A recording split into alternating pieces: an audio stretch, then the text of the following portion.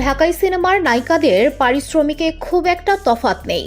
নতুনদের মধ্যে কারো পারিশ্রমিক মাত্র ৩ লাখ টাকা হলেও দীর্ঘদিন কাজ করেও কেউ কেউ পাচ্ছেন বড়জোর ৫ থেকে ৬ বা ৭ লাখ টাকা সম্মানী। আবার এক সময়ে কারো সম্মানীর অঙ্কটা ১৫ থেকে ২০ লাখের ঘরে থাকলেও এখন তা কমে এসেছে। তারকা, পরিচালক, প্রযোজক সহ সংশ্লিষ্ট ব্যক্তিদের সঙ্গে কথা বলে ঢালিউড নায়িকাদের ছবি প্রতি পারিশ্রমিকের একটা সার্বিক চিত্র তুলে ধরা হয়েছে।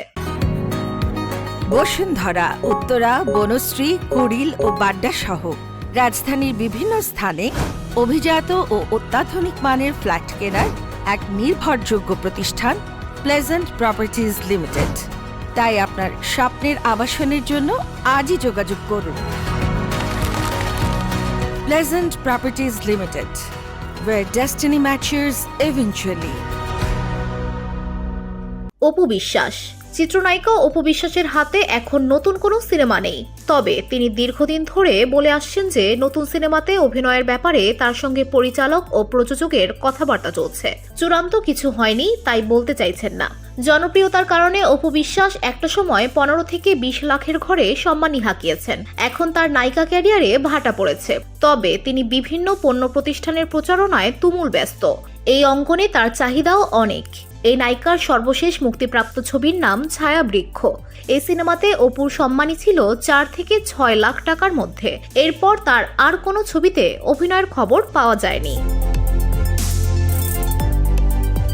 শবনম বুবলি। পেশাগত জীবনের শুরুতে উড়োজাহাজের কেবিন ক্রু ছিলেন চিত্রনায়িকা শবনম বুবলি, এরপর সংবাদ পাঠিকা, পরে এসে থিতু হন চলচ্চিত্রে।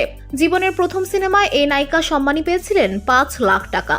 প্রযোজক, পরিচালক সূত্রে তেমনটাই জানা গেছে। কয়েক বছর ধরে বুবলি সমান তালে চলচ্চিত্রে কাজ করছেন। ওটিটিতেও তার একাধিক চলচ্চিত্র মুক্তি পেয়েছে। খোঁজ নিয়ে জানা গেছে ছবি প্রতি বুবলি সম্মানী নিচ্ছেন ৬ থেকে ১০ লাখ টাকার মধ্যে।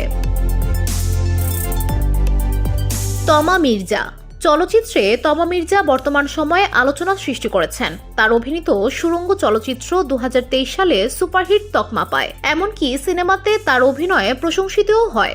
বড় পর্দার পাশাপাশি তমা মির্জা ওটিটির সিরিজ ও ওয়েব ফিল্মেও সমান তালে কাজ করছেন। গেল বছর কলকাতার জনপ্রিয় সঙ্গীত শিল্পী অঞ্জন দত্তের পরিচালনায় ২ বন্ধু সিরিজেও কাজ করেছেন। খোঁজ নিয়ে জানা গেছে তমা মির্জা এখন সিনেমা প্রতি সম্মানী নিচ্ছেন ১০ থেকে ১৫ লাখ টাকার মধ্যে। প্রথম ছবিতে সম্মানী পেয়েছিলেন ৩ লাখ টাকা।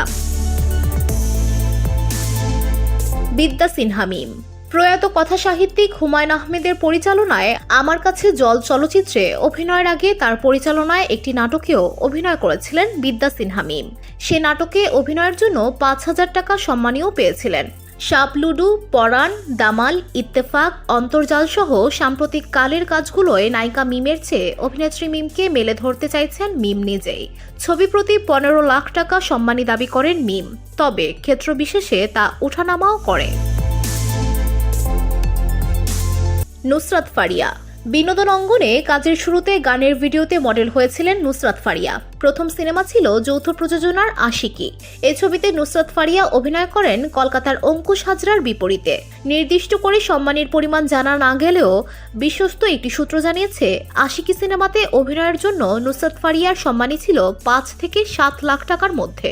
কোন সিনেমাতে তিনি ১০ লাখ, কোনটিতে ১২ লাখ, আবার কোনটিতে ১৫ লাখ টাকাও সম্মানী চেয়ে থাকেন। তবে দেশের পরিস্থিতি যেহেতু এখন স্বাভাবিক নয়, তাই মাঝখানে ১০ লাখ টাকার কমেও সিনেমায় কাজ করার ইচ্ছা পোষণ করেন এই নায়িকা। পূজা চেরি। মাত্র ৭ বছরের অভিনয় জীবনে পূজা চেরি অভিনীত ডজন খানেক চলচ্চিত্র মুক্তি পেয়েছে। মুক্তির অপেক্ষায় আছে আরও একাধিক চলচ্চিত্র। এখন কাজ করছেন টগর নামের একটি চলচ্চিত্রে। ৭ বছর আগে নায়িকা হিসেবে তার সিনেমায় যাত্রা শুরু। জাজ মাল্টিমিডিয়ার ব্যানারে তৈরি নূরজাহান সিনেমাতে কাজ করার সময় প্রতিষ্ঠানটি থেকে মাসিক বেতন পেতেন পূজা। প্রতিষ্ঠানটির বিশ্বস্ত একটি সূত্র জানিয়েছে, বেতনের হিসাবে এই নায়িকার সম্মানী ছিল ৩ লাখের মতো। পূজা এখন সিনেমা প্রতি ১০ লাখ টাকা সম্মানী দাবি করেন। কখনো আবার সিনেমা প্রতি সম্মানী ১২ লাখ টাকাও চেয়ে বসেন এই চিত্রনায়িকা। দিঘি। শিশুশিল্পী হিসেবে লম্বা সময় রূপালী পর্দায় নিয়মিত ছিলেন চাচ্চু খ্যাত দিঘি। পেয়েছেন জাতীয় চলচ্চিত্র পুরস্কারও। কয়েক বছর আগে নায়িকা হিসেবে অভিষেক হয় তার। নায়িকা হিসেবে দিঘি তার প্রথম দিককার সিনেমা তুমি আছো তুমি নেইতে সম্মানী নিয়েছিলেন 3 লাখ টাকা। সামনের ঈদ উল ফিতরে জঙ্গলি সিনেমার নায়িকা হিসেবেও দেখা যাবে তাকে। জানা গেছে এই সিনেমায় দিঘির সম্মানীর অঙ্ক ছিল 4 থেকে 5 লাখের মধ্যে। চলচ্চিত্র নায়িকা হিসেবে দিঘির ক্যারিয়ার খুব বেশি সময়ের নয়। তিনি চলচ্চিত্রের পাশাপাশি ওটিটিতেও নিয়মিত কাজ করছেন। VOD Bangla news desk.